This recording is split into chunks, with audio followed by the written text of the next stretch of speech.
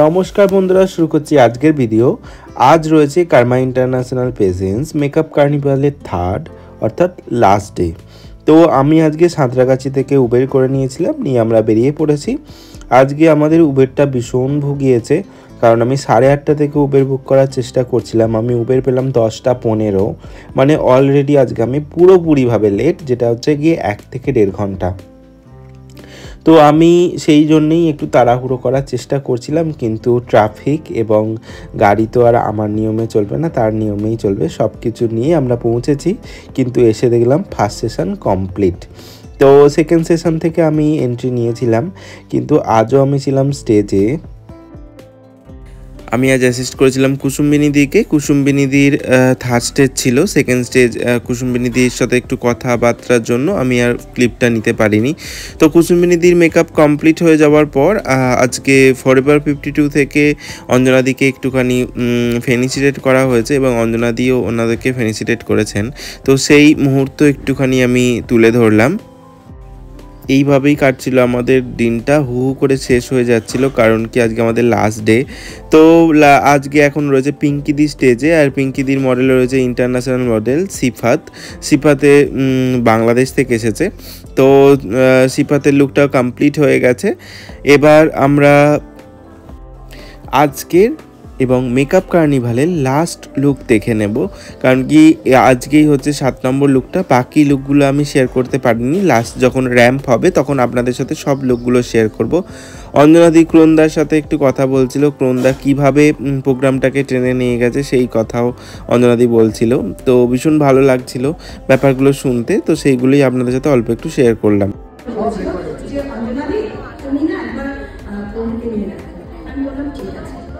আমি এবারে ব্রণ সম্পর্কে কোনো হয়তো আমার প্রতি কনফিডেন্সটা ছিল না। এবার আমি ব্রণ সম্পর্কে একটু খারাপ কথা বলছি, সেটা হচ্ছে আমাকে 12 তারিখ আমারই একটা বোন, সে আমাকে ফোন করে বলছে, দিদি ব্রণটা না কল টাইমটা পাইনি, ব্রণটাকে কি কল টাইমটা দেবো? আমি তুই দিবি, তুই রাখ, আমি কল করছি। বলছে না, বুঝতে পারছে না ও কালকে থেকে যাবে কি। আমরা আমি তোকে বলে রেখেছিলাম 2 মাস আগে। আমি তো কল করে বলি তুমি কালকে থেকে এই সময় আসছো।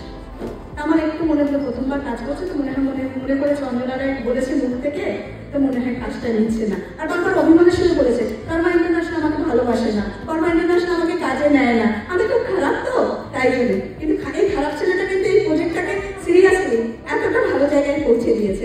ওর জন্য প্লিজ সবাই একটু জানিয়ে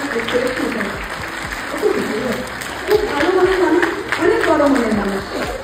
আমাকে এতটুকু টেনশন নিতে দেয়নি, কখনো বলতে হয়নি রোল এর সম্পর্কে বলো, ওর সম্পর্কে বলো। মনে হচ্ছে এই কর্মার প্রতিটা মেম্বার সম্পর্কে ও অনেকদিন ধরে জানে। একদমই তাই, একদমই তাই। এইবার এলো সেই মুহূর্ত, যেই মুহূর্তটা মানে ভাষায় প্রকাশ করা সম্ভব নয়। তো আমাকেও ফেনিস্টেট করেছিল অঞ্জনাদি, তো সেটারই একটুখানি ক্লিপ তোমাদের সাথে শেয়ার করলাম। এখানে কি বলেছি তার থেকে বড় কথা, এই জায়গায় পৌঁছানোটা বা কাদের জন্য আমি পৌঁছেছি সেটা বলাটা খুব জরুরি। যেটা ছিল মণিদি, মণিমালা মণ্ডল, তোমরা সবাই চেনো তাকে। তো মণিদি না থাকলে হয়তো আজকে আমার এই স্টেজে দাঁড়ানো হতো না। আর অঞ্জনাদি তো অবশ্যই, অঞ্জনাদি প্রচুর স্নেহ করে এবং ভালোবাসে, আর আমার ওপর বিশ্বাসটা রেখেছে যে অর্ঘ্য তুই পারবি। তো এই জন্যই আজকে আমি এই জায়গায়, এই মুহূর্তটা সত্যিই আমার কাছে মানে ভাষায় প্রকাশ করার মতো নয়। তার জন্য দুটো মানুষকে থ্যাংক ইউ না দিলেই নয়, সেই জন্য আমি তোমাদের সাথে শেয়ার করলাম। এই মুহূর্তটা সত্যিই আমার কাছে ভীষণ স্পেশাল, কারণ আমার মতো একটা জায়গা থেকে উঠে গিয়ে কার্মা স্টেজে দাঁড়ানো, এটা সত্যিই আমার কাছে একটা বিশাল ব্যাপার। আমি জানি না আমার কথার গুরুত্ব বা আমার গুরুত্ব কতটা কেউ বুঝতে পেরেছো, কিন্তু এটা আমার কাছে সত্যিই একটা ভীষণ ভালো মুহূর্ত, যে কারণে আমি এই জায়গায় বা এই সময়ে স্টেজে দাঁড়িয়ে কথা বলেছি, বা 2 মিনিট আমার জন্য স্টেজটা শুধুমাত্র, এই জিনিসগুলো আমার ভীষণ ভালো লেগেছিলো। তার জন্য অসংখ্য ধন্যবাদ জানাই আবারও মণিদিকে এবং অঞ্জনাদিকে, কারণ কি ওনারা না থাকলে আমার কিছুই সম্ভব হতো না। হয়তো আজ অর্ঘ্যপালতিকে হয়তো লোক চিনতেই পারতো না। আজকে কলকাতার মতো জায়গায় বেশ কিছু লোক অর্ঘ্যপালতি নাম চেনে, সেটা শুধুমাত্র এই দুটো মানুষের জন্যই। থ্যাংক ইউ সো মাচ অঞ্জনাদি এবং মণিদি এবং ক্রোনদা ছাড়া সত্যিই সম্ভব হতো না। ক্রোনদা নিজের দাদার থেকেও বেশি কিছু একটা। থ্যাংক ইউ ক্রোনদাকেও। ওই যে আমি ভিডিওর প্রথমেই তোমাদের বলেছিলাম যে লাস্টে সবাই লুকগুলো শেয়ার করব। এখন হচ্ছে র্যাম্প।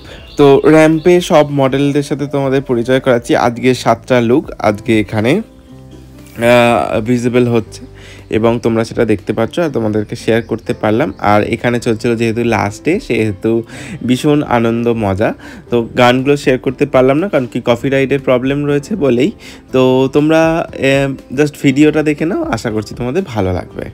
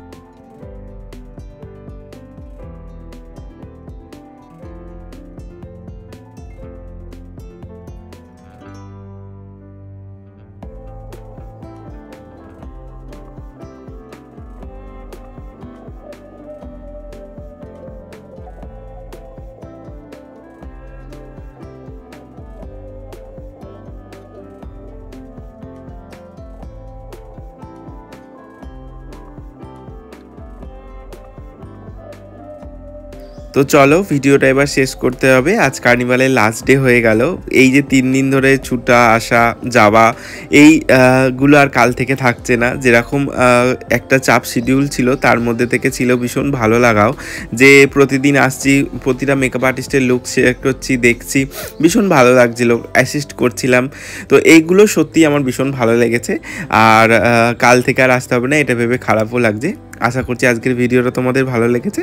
যদি ভালো লাগে তাহলে অবশ্যই এটা লাইক করো, কমেন্ট করো আর প্রচুর শেয়ার করো, যাতে সবার কাছে ভিডিওটা পৌঁছতে পারে। প্রথমেই ক্ষমা চাইছি, কারণ কি আমি সব ক্লিপগুলো তোমাদের সাথে শেয়ার করতে পারিনি। নেক্সট টাইম অবশ্যই চেষ্টা করব। Thank you.